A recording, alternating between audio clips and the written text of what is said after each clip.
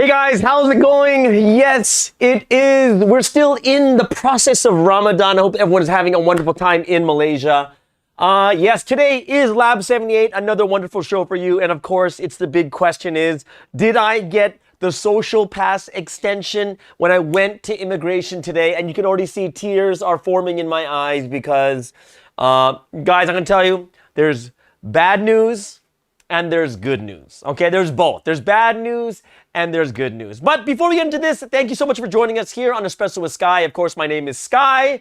And if this is your first time or if you haven't done it yet, go ahead, hit subscribe, smash that notification bell. And of course, this is where you can help us out with the algorithm. Right now, all of you inside the room, go to the video and click the like button. Like the video, guys. Just like it. You know, just do it. Even if you don't care, just do it. If you don't like me, click like. If you like me, click like. If you don't care, click like, okay?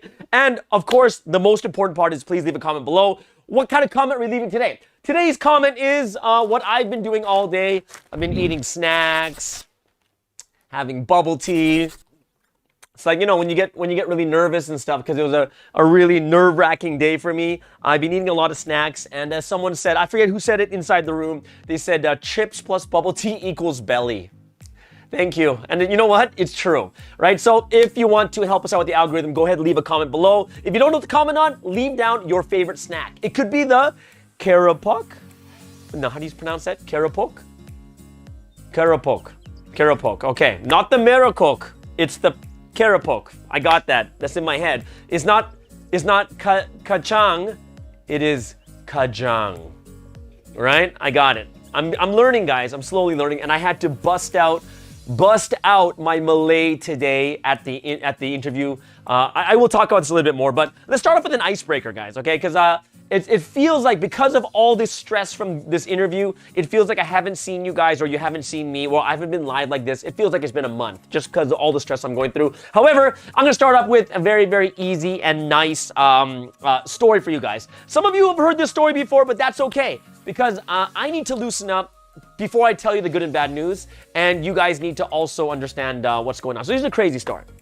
So this story was when I was in Korea. Those of you guys don't know, I'm a crazy Korean from Canada, okay? Who might be going back to Canada pretty soon, but you'll get to know a little bit later. Okay, so here's a story. I was in Korea at one time. I was living there for 5 years, okay? And I was going to Bible college and all that other stuff. And I was there for 5 years. And during my 3rd year, my cousin from Vancouver, he comes to visit, and I'm like, okay, come and go see me. I was like, all right, I'm gonna go meet you, my cousin. You know, I haven't seen any of my family in a long time. So he's somewhere in Gangnam, right? I'm sure you guys know that song, Oppa Gangnam Style, dun, dun, dun, dun, whatever, right? So we're meeting him in Gangnam, and I'm about 5 stops away, and I'm sitting on the subway. And you guys, I'm sure you guys have felt this before. All of a sudden, out of nowhere, I feel something like drop in my stomach. It goes, I was like, oh. And it goes, it was like a toilet flushing all the way down, and it reaches I'm like, oh my gosh, I gotta go to the bathroom. But here's the thing, guys. It was so fast. I think I ate something wrong or something.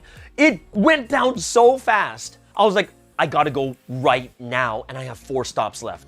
And I'm sitting here. It was so. I was actually scared at that point because I had to go big business in the washroom, right? Big business at the toilet. And I said like, oh, and I'm like squeezing my cheeks. I'm sorry, guys. This is probably really like too graphic for you guys, but I'm squeezing my cheeks like, oh, and then on top of it, I'm sweating. I'm sweating because it's like, it's coming out. Oh my gosh, what am I gonna do? It's like, like, and I'm trying to like, you know at the point when you reach desperation, you don't care what you look like. You don't care, like, I'm sweating like crazy. I'm just like, finally, I don't know how I did it. I reached the station and doors open, pow! I fly out running into this financial center. It's called the Gangnam Financial Center. I run in there, brand new place, thank God. Ran straight to the bathroom, closed the stall, and then boom, I went to business. Okay? Now, how did I go to business? Guys, like I said, in desperation, you don't care what it sounds like, right? You don't care because you're about to die. So I just let it loose. It was like the hangar doors opened, and it was like the bombs started dropping.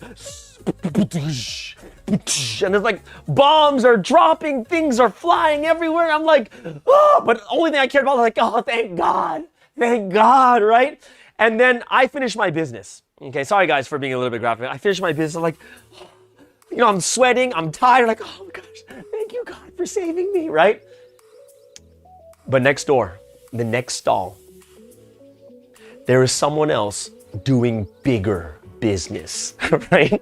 So next door, you hear this, like you can hear the whoosh, blutung, blutung, and I'm sitting there like going, because now I know the situation, like I knew how desperate I was, and I knew what mine sounded like, but when I heard someone doing bigger business than me, I just started laughing. Just the situation was too funny. I was like, and I know this person next to me can hear me laughing, and I'm just like, and I was laughing, right? And then I thought to myself, oh my gosh, this person must be so embarrassed. They must be so embarrassed, right? And what's even worse is we flushed the toilet at the same time. So I'm like, oh my gosh, we're gonna walk out at the same time. Oh, this person is going to be so embarrassed. I'm sorry for those of you who are eating right now, because this might not help you. I know you're breaking the fast of Ramadan, and this might not make you very hungry, but I'm sitting there, like, you know, at the stall of the bathroom, like, you know, you have to turn the thing to open it. I'm sitting like, oh, should I open it or not? Oh my gosh. And then I hear the, and then the person I hear walking out, I was like, oh gosh, I had my chance, but man, can I go out? So I was like going, you know what? Just wait. Let them go out first, and then you go out after, okay? So I sat there in the stall, just like, okay, just wait a little bit longer. But then this thought came to my mind is, hey Sky, what's there to be embarrassed about? Come on, man, right? You're human beings. You're both human. These things happen in life. So just go. Don't worry, it's not embarrassing. Just go. And I was like, you know what? That's right. And plus I'm in Korea and I'm a foreigner. And because I'm a foreigner, foreigners can do whatever we want. That's not true, but you know. So I open the lock and I open the door and I walk out. And when I walk out, this person's washing their hands and our eyes lock. We're just like, I swear, it was like 5 seconds. We're just like,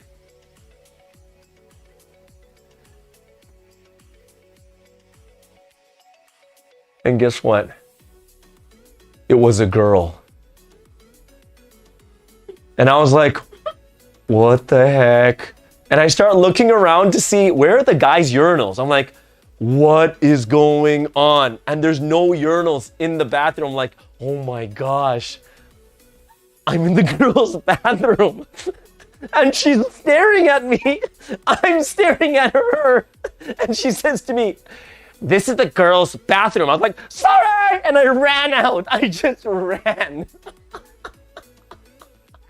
So I ran out. I'm so embarrassed. I don't know what to do. It's like I was laughing at this girl who's taking a bigger poo than me. Oh my gosh. Oh my goodness. Okay, and that's the end of the story. But you know, like every story, you know, like everything we do on this channel, the one thing I do differently is, what is the life lesson we can learn from this? It's like, is there a life lesson? It's like, don't go into the wrong bathroom, right? Like that's the life lesson. So I'm just sitting there like going, what can I learn from it? But here's the thing I really understood from this, okay, guys? So just to calm things down so that those of you who want to eat can eat properly, okay? So you're not gonna be like, right? So you're gonna be like, okay, I can eat now. So here's the thing that was kind of cool, that I thought about it and I thought, what can I learn from this? And the one thing that was kind of interesting was, when I was inside the stall, right? When I'm inside the stall, what happens is I have no idea what's going on out there, but in my head, I'm thinking to that person, this person's gonna be so embarrassed. They're gonna be so embarrassed, right? And what happens is I never really understood who was the one who really got embarrassed until I opened the door and I saw reality. And what I realized is a lot of times we like to stay in this bathroom stall of our own minds. right? Our own minds, we stay in that stall and we don't open it, and all we do is we just think what's out there, but we don't really know what's true, right? So what I'm telling you guys is, guys, when it comes to your heart and your mind, you got to unlock the door and open it. You got to see reality more than what you're thinking, because what you think is not always right. It's right sometimes, but it's not always right. And it's better to know truth and reality rather than staying in the stall, laughing by yourself, thinking to yourself, oh my gosh, they must be embarrassed. But think about the end of the story, guys. Who was the one that was embarrassed? It was me. Okay, so I hope you guys enjoyed that funny story. That's something I wanted to share with you guys. I'm probably gonna do another bigger version of this on one of my vlogs, but yeah, that's one of the craziest stories I've had. Yeah, either way, let's move on from the toilet humor, because I know that a lot of you guys are like going, we're eating, Sky, and we don't want to hear about your poo stories anymore. We don't even want to hear about your farting. And I'm like, okay. Well, you know, we're gonna go into what happened with the Malaysian immigration today. Okay, so I'm gonna tell you what happened. Guys, good news and bad news. Okay, I'm gonna give you the, well, let's go into it first, okay? So, on April 14th, I get an email from the Canadian Embassy. The Canadian Embassy says, guess what? The Malaysian government wants you out by the 21st. And you're like, wait a second, it's the 27th, right? So I'll get into that a little bit later, right? So in my mind, I'm like, what the heck? Can I stay or can I go? I'm trying to figure out what's the best thing to do. I'm calling immigration, calling all these places. They're like, oh, there's a special pass you can get, but you need a really good idea. And you know that, what's that guy's name? Curtis Fu. Do you guys know who Curtis Fu is? I'm not sure. He does it all in Chinese, but he has like English, English subtitles, right? And I was watching his video, Curtis Fu, right? Because like I was like wondering what's happening. Someone recommends to me Curtis Fu video, and I'm like straight up like, okay, I gotta watch to see how he got his special pass, right? And you know, his video didn't help. Curtis Fu, the Fu fans. You know what? It didn't help. It just scared the crap out there. I'm talking about crap again because of you, Curtis. It scared the crap out of me, right? He's like going, and I went there, and it was like, people were angry and people were screaming, and he's like just talking about how like angry and scary people were and how hard it was to get your visa. And I was like going, oh my goodness. And he's talking like, well, you know, we weren't really sure and this, and you know, I had no hope from watching that video. Because honestly, he's like, he had a good reason. Like, he's marrying someone. I don't think I could find someone to marry in 1 week, right? It's a very tough thing, right? Like, even for me, like, I'm like going, how can I find someone to marry in 1 week, right? So he scares the bejesus out of me, right? And, you know, he's like, most people don't get in. And I'm like, what? And I started just piling documents, right? Documents. And I even thought to myself, could I marry someone? I actually thought to myself, could I marry someone? I really thought about that. Like, could I marry someone? And then, thanks, Curtis, because you said if you don't have a birth certificate, you can't get married. So I was like, okay, well, that goes out the window. Then what else can I do? So I started just gathering all these documents. And the way he talked about it was like I had to collect like every detailed information. So you know what I did? Call my parents, because my parents are both over 65. And I'm like, hey, mom, dad, you know, send me a picture of your license so I can prove to them that you're super old, right? And you can die from me, right? So I don't want to kill you guys. And then I'm like, how much information? Like, do I have to ask my parents, hey, mom, dad, can you write down your schedule every day? What time you went to the bathroom? What time you ate? I'm like, what? There's like no hope. Thanks, Curtis. Just want to let you guys know, Curtis, if you're watching this, thank you. If I meet you, if I see you on the street, I will give you a high five, Corona style. No, I'm just kidding, right? So Curtis, so here we are. And today, I'm talking about what happened just today. From the morning, bad signs everywhere. I'm dead serious, guys, bad signs everywhere. There's signs, like God was talking to me. First sign was, in the morning, I'm like, I gotta relax. So you know what? I'm gonna go to a cafe, okay? So I check on the internet, find a new cafe that I can go visit. Right? I'm not going to say the name of the cafe, Copperpot, but I'm not going to say the name of the oh, did I just say that? Oops. But either way, right? So, you know, on the internet it says they're open. I drive all the way there, get out of my car, I get to the door, it says closed. Why? Because there's a new, what do you call it? A new Ramadan schedule, right? So I was like, what?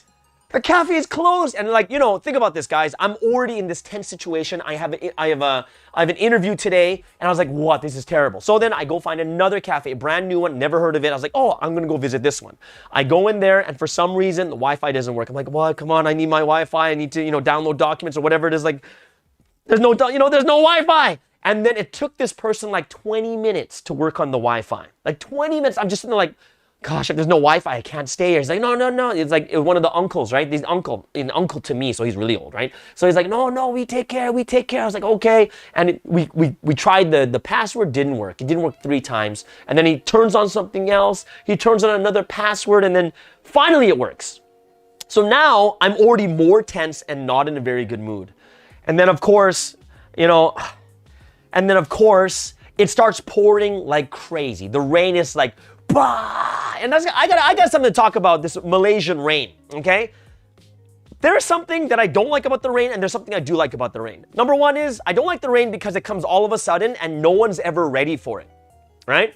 It's like I went to a cafe, got myself a coffee, and when I walk out, it's pouring rain and I can't walk out. And this is right before the immigration. I was like, what do I do, right? But the one thing I like about heavy rain, you know what it is? There's one thing I really like about it. Heavy rain is so good because we talked about motorcycles and how motorcycles own the road, and then, you do something wrong, the motorcycle like stares you down, right, while they're driving by. But there's one thing, when it's heavy rain, they're all like huddled under a bridge. And I sit there like, and I drive by. But that's the only good thing I like about it. All the motorcycles have to stop under a bridge, and I can sit there and laugh at them and say, I've got a car, right? And by the way, you guys know what kind of car I have? I have the official race car of Malaysia. Yes, Perodua, my V, the official race car of Malaysia. And you might think they're really fast because everyone has a Myvi and it's like, but they're all driving at like 30 kilometers an hour. So it just feels fast, but it's not really fast. But either way, okay. So rain comes down, couldn't find parking. I was like, oh, what's going on? Like this is a bad sign, right? And I'm a person of faith, right? You know, I believe in God. I'm a person of faith. I'm like, God, what are you telling me? What are you telling me? I finally reached immigration, and I went 50 minutes early. Why? Because there's always something bad that can happen. And we go in there, and I don't know if they do this on purpose, but like the paint on the walls, the whole setup of everything looks like a hospital, right? It looks like everyone's depressed, right? It's like this, it's like even the paint is like green, but it's yellow, but it's not green or yellow. It's something in between, which confuses my mind. I'm like, what's going on here? And every person at immigration looks depressed. They all look unhappy. Like all of them look unhappy. Like I'm walking down the hallways, and these people like wearing like slippers and stuff. They're staring at me like this. And I'm sitting there like going, what is going on, right? Dark, gloomy, and we go to, we find one place. They say, go upstairs. We go all the way upstairs. I give them my papers, and the guy says to me like, hey, he's like, he doesn't speak English, okay? Like very, very little English. So, but this is something I have to thank Curtis for. Curtis Fu, thank you so much for telling me to bring someone who speaks Malay. So I brought a friend who spoke Malay. And all of a sudden, they just start talking. Right? And my friend obviously did not enough time to translate anything to me. I am sitting there with all my documents, and they're talking for like 15 minutes. So I'm like, what's going on? And I'm kind of sitting like, oh my gosh, what are they talking about, right? I have no idea what they're talking about. And then at the end of it, the guy goes off, and my friend sits me down and says, all right, so they said it's going to be about 1,000 ringgit. I'm like, huh? Like 1,000 ringgit? But you know what? I saw something on the wall. On the wall, they had a sign. You know what the sign said? It said, no bribing. Okay? I took a picture of it. It's right there. No bribing. And they're supposed to be going, nope, no bribe, right? So I'm like going, what the heck is going on? They want 1,000 ringgit. That's crazy. So they were talking 15 minutes. At the end of it, all I know is I have to pay 1,000 ringgit. I'm like, what? This is so crazy. Well, like, what happened? Now, this is what actually happened. They thought that I was way overdue, like 2 years. right? Because in my passport, I have like 6 stamps of Malaysia because I came in and out a bunch of times, and they only saw the earliest one, and they said, wow, you need to pay your overstay, and it'll be about 1,000 ringgit. I was like, what? So they thought I needed a letter from immigration to leave because I couldn't leave without paying this off first. And then they find out, oh, and they're kind of shocked when they said, you want to stay? And I'm like, where are you from? I was like, Canada. You want to stay? And I'm like, yeah, I want to stay, right? I really want to stay, right? So then I'm like, okay, cool. And then he says, okay, the person who has authority is in floor 2. So, we're okay with this. Go ahead and talk to them. We're like, okay, this is it. So we walk downstairs and we talk to the person, the woman, there's a woman at the window saying, hey, go talk to the person in number 6. Now this is where I'm like, this is where all the preparation comes to reality. Right? You guys got to know what I prepared, because what I heard about why this is one of the things I heard. I don't even know if it's true. What I heard is there are foreigners that are using this time in Malaysia to commit crimes. Okay, so one of the crimes that they said was prostitution. Right? And I was like, what?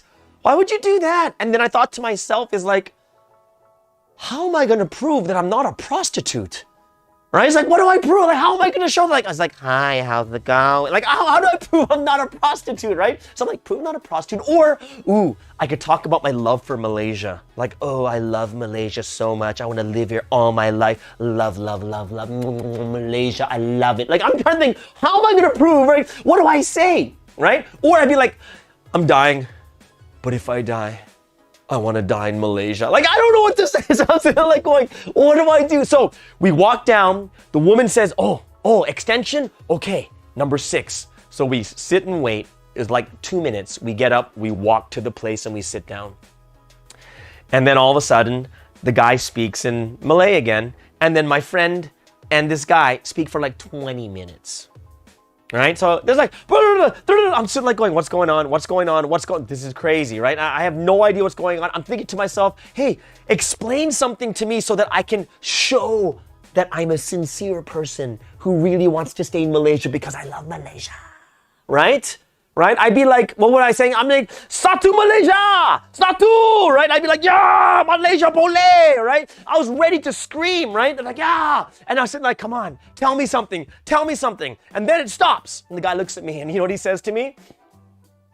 You must leave Malaysia. I was like, what? Right? 20 minutes I'm talking and they're laughing together and I thought things were going well, and then the guy looks at me and says, you must leave Malaysia. I was like, ah, and then they start talking again. I'm like, what's going on? And they talk for like another 10 minutes. And I sat there like, what the heck is going on? Right? And it's just like, yeah. And then he turns to me and says, hey, I just want to tell you something that Malaysia stopped giving out special passes from the 21st. Like, what are you still doing here? And I was like, well, we're supposed to sign our appointments online, and by on the 14th, the only available time was the 27th, right? And then I called immigration and I told immigration that my only appointment is 27th, and they said, oh, it's okay as long as you have that paper that says that you have an appointment on 27th, you're okay to stay longer. I was like, okay. But when I went there, he's like going, oh, there's no more passes left, and I was like, what? And then he says, when he starts speaking Malay again, and then I was, already in my head, I'm like, you must leave Malaysia. And I was like, oh my gosh, this is crazy, right? And here's the bad news. I did not get an extension. I didn't get an extension, right? So, even Curtis Fu got 30 days. Even Curtis Fu. And I got no extension, right? So he basically said, and I was just like, oh, okay. He's like, I can't give you an extension, even if I wanted to. So I was like, okay. So what's the good news? All right. What's the good news then? The good news is this. He says, but you can still plead your case at Putrajaya. At Putrajaya. I'm like, okay. And then he starts like, he clicks something on the computer, and he looks at me and he says, hey, he goes, 31st? And I was like going, 31st? That's like in 4 days. I'm like, whoa, wait a second. April only has 30 days. And he says to me, and we're like, 31st? He's like, 31st. And he looked really concerned, like, is it okay? Is 31st? I'm like, I look at my friend says, May? He's like, yeah, May 31st. I was like, oh, okay. May 31st. He's like, yeah, you know, this sign up right now. Because May 31st was the earliest time we can go to Putrajaya. And then they said to me, yeah, so just fill this out, print this out, and now you can stay until May 31st. So you can do your next interview over there in Putrajaya. And he says, oh, you're pretty lucky because you didn't even have to pay for the extra 30 days. So Curtis Fu paid 100 ringgit, but I paid 0, and I paid 0, but I get to stay here until May 31st. Okay, either way, sorry. So I'm not trying to rub it in, Curtis, right? I'm not trying to rub it in at all. But the good news is I have an extra more than 30 days here in Malaysia waiting for my next interview. And because the only time that's available is May 31st, I have my special letter. And what do I have to do? I have to go to the police station tomorrow, show my letter. They give me a special letter, and I carry that around with me just in case police stop me over saying that I can stay because I have an interview on May 31st. So, bad news is I did not get an extension, but good news is I got to stay more than an extra month for free, right? I didn't have to pay anything. So I am super thankful and happy. I'm gonna tell you this, guys, one thing, super thankful. And I'm a person of faith. I know a lot of people believe in God, right?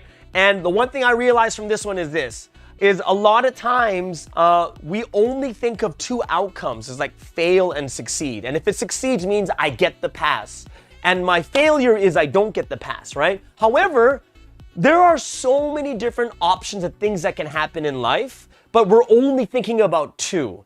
Think about it, guys. I got an extension more than 30 days, plus I didn't get my extension, my special pass, but I still stayed. I had best of both worlds. I didn't have to pay an extra 100 ringgit or anything else like that. So I was super happy about this. It's something that I'm very grateful for and thankful.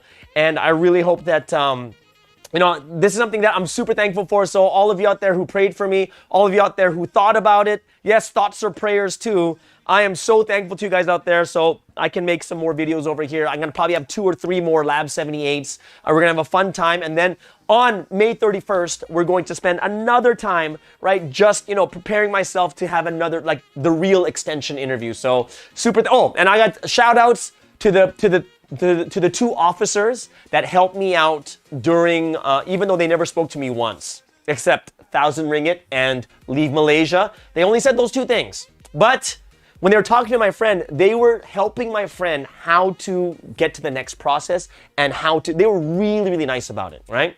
And some people said that, yeah, you know, part of Ramadan is a time to be nice to each other and help each other too. And that's why, I'm telling you guys, I learned a new Malaysian word, a new Malay word. You know, it's, you know, very few words I can say today, but the one I learned is tolong, tolong, tolong. I'm just like, help, help. I was like, tolong, tolong, right? And that's the one word I used today. So tolong. I have a lot of help from God, a lot of tolong from God, tolong from Malaysian Immigration, tolong from the people that are praying. So I have an extra 30 plus days and before my next interview. So everyone, super grateful, super thankful. You guys were awesome and amazing. And I think, you know, that is the whole point of today's show, is to share about what happened at immigration. So you know what? I'm not telling you guys to go onto Curtis Fu's like comments and say, hey, so you don't know who Sky is, Espresso with Sky. Yeah, he stayed free for like an extra 35 days, but you had to pay 100 ringgit. Ha ha. I don't want you guys to do that, right? Unless you're inspired by God. That's the only time I would...